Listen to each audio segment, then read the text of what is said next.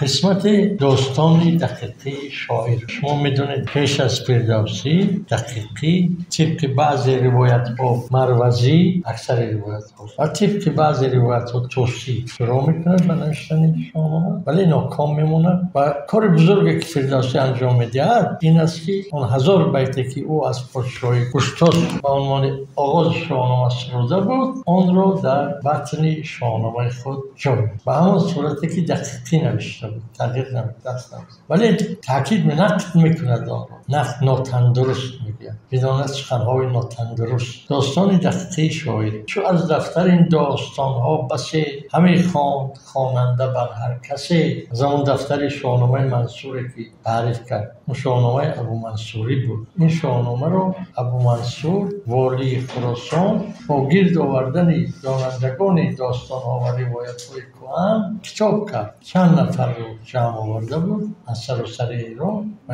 این پیرمردانی بودن که این داستان‌ها رو از یاد می‌دونستن.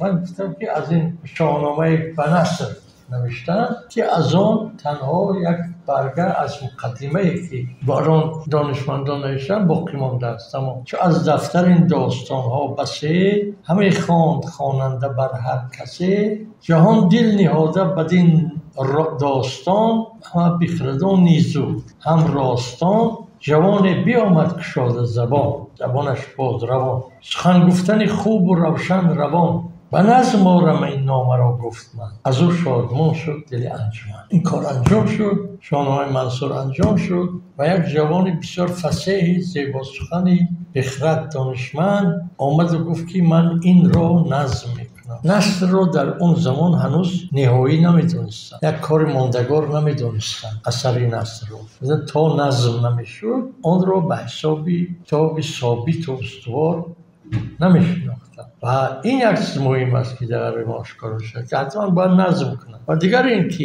میگوید از او شادمان شد دل انجمن. انجمن چی است؟ جمعیت، جمع مردم.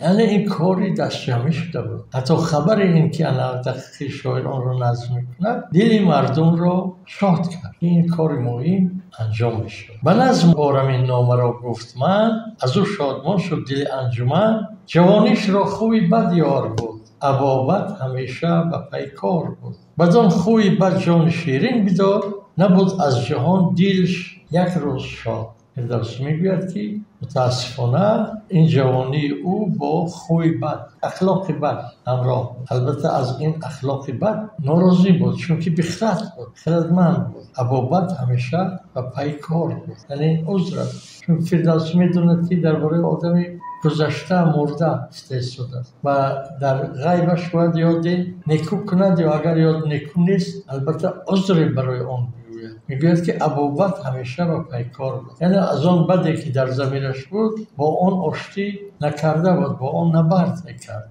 برای تاختن کرد ناگاه مرد، ولی ناگاه او مرگ مفاجئه‌ای با او در رسید و او را به سر برنهادش یکی تیره ترگ، کلاه تیره. شاید در گذشته رسم باشد که سر مردگان کلاه تیره سیاه میماندند. بدان خوی بد جان شیرین بدار، نبود از جهان دل یک روز شاد.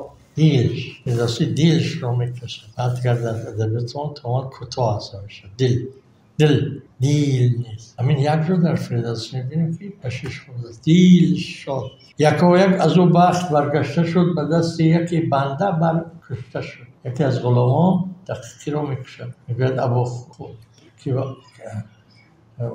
جوانیش رو خوی بد یار بود، ابابت همیشه پیکار بود. شاید که همین سبب خوی بدش باشد که بنده رو غلام رو رنجانده یا اذیت کرده که بعد او رو میکشد. برفت او این نامه نگفتمان، چنان بخت بیدار او خفتمان. بخت بیدار او چگونه بخت بیدار؟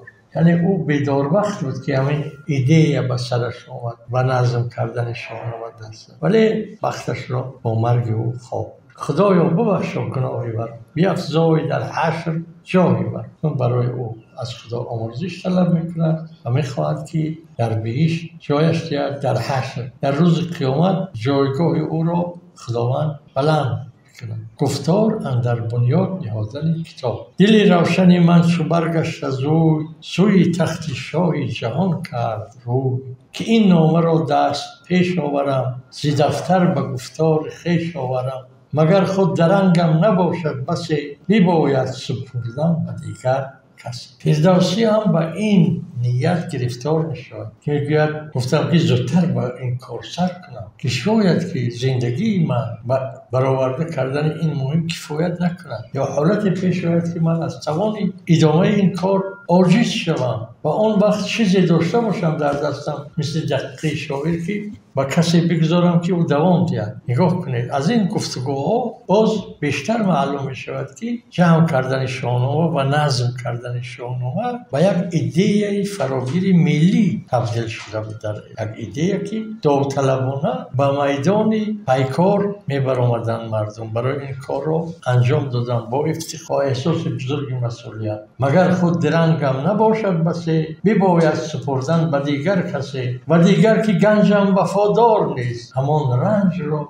کس خریدار نیست. و دیگر این که این گنج سرمایه‌ای که من در دست دارم این سرمایه خیلی دیر باقی نمیمونه و دیگر که گنجم وفادار نیست. این سرمایه‌ای که من دارم هم سرمایه جسمی و معنوی و هم سرمایه مالی دارایی این دیر باقی نمیمونه و آنچه از من باقی میمونه چی است؟ اگر باقی مونه رنج است و رنج را کسی خریدار نیست. رنج چی است؟ این کار شاهنامه در اینجا یعنی فردوسی مطمئن است که باید با اون سرمایه‌ای که در دست خود دارد این کار رو انجام دهد. هم سرمایه دست داشته‌اش رو گذارد سر این کار و هم عمری که در اختیار دارد. چون که فردوسی از آغاز می‌داند که اگر این دو چیز رو من از دست خود بدهم هیچ کس رنجی مرا برای انجام این کار خریداری نمی‌کند. همان رنج رو کس خریدار نیست. زمان سراسر پر از جنگ بود، بر جویندگان بر جهان تنگ.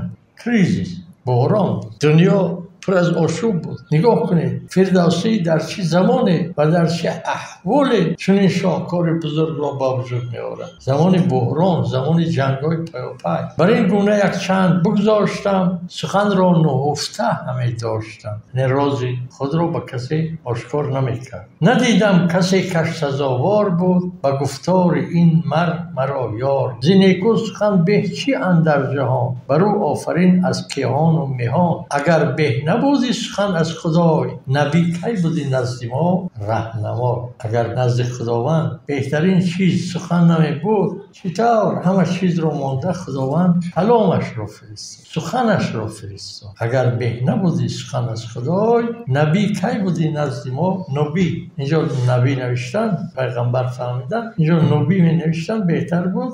اینجا نبی همون کلام است، نوشته است. اگر به نبودی سخن از خدای، نبی کی بودی نزد ما رهنما. و شهرم یکی مهربان دوست بود، تو گفتی که با من به یک پوست بود. مرا گفت خوب آمد این رای تو، به نیکی گراید همه پای تو. نبیشته من این نامه پهلوی، به پیش تو آرم مگر نغنوی. باز همون نغنوی را دیدن، مگر نغنوی یعنی یک لحظه پینکم نروی. به پیش تو آرم مگر نغنوی. کشاده زبان و جوانیت هست، سخن گفتنی پهلوانیت هست. تو این نامه خسروان بازگوی، بدین جوی نزد مهان آبروی. چه آورد این نامه نزدیک من، برافروخت این جان تاریک من. بعد میگوید من در این اندیشه بودم، در فکر انجام این کار بودم که دوستی داشتم که با من مثل دو مغز در یک پوست بود در شهر. او این شوق مرا، رغبت مرا دید، مرا تشویق کرد. گفت من این نامه رو پیش تو میآورم، تو جوان هستی و سخن پهلوانی یعنی فارسی ترکی رو خوب میدونی